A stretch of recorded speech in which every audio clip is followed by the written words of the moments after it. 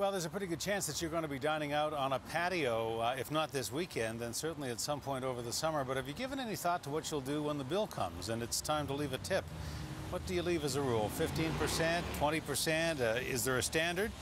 Or does it come down to service for you when it's time to tip? It seems that there are no rules, just expectations, and even those are a little foggy. That's why we sent Joe Perkins out today in search of what is the right amount to tip or not. Joe joins us now. Joe. Hudson, there is no rule book on tipping, and after spending a day on the streets of Victoria asking people, one thing is certain, just one thing, and that's Victoria is home to some very good tippers. In the heart of downtown, you'll find music makers. This is called the butterfly. Window washers and baristas. Three professions with one thing in common. They all receive tips. Okay. I would say about 70% of people tip. It's usually cash, you know, like 20 bucks. Depends how big the job is. I'd consider it a tip, definitely, for sure. It seems servers are no longer in a league of their own because the tips appear to be going everywhere. Good tips? $2.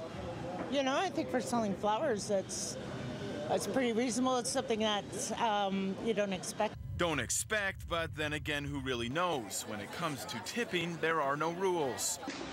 Come on, throw in a buck. I don't tip. You don't tip? No, I don't believe in it.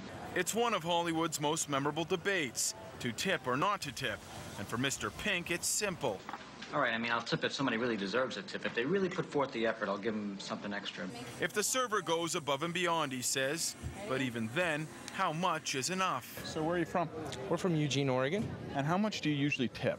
We usually tip between 10 and 15%. Sir, where are you from? Prince Edward Island. And how much do you usually tip? Between 10 and 20%. Where are you guys from? Scotland. We're from Scotland. They're tourists from overseas, from a country where there is no tax on restaurant bills, and where they say the average tip on a meal is 10%, if anything. They don't tip so regular as they do here, and you don't get good service. But in Victoria, it's a different story.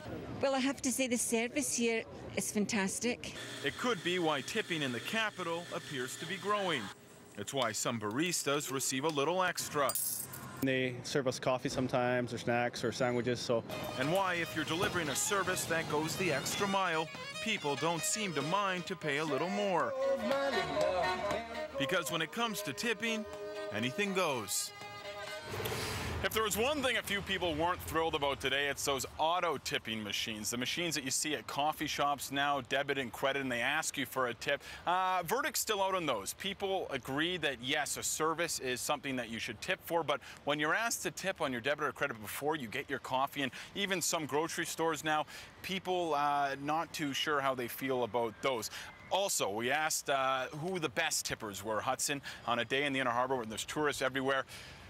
Americans got the, well, they got the most votes, and besides that, people in Victoria were pretty good too. That doesn't surprise me. You know, those machines you talked about, Joe, that's why folks like Mr. Pink are out there, because you don't want to tip unless somebody earns a tip, and then you're happy to do it. Great scene, though. Yeah, yeah, one of my favorites. Yeah. Joe Perkins, thank you. You're welcome.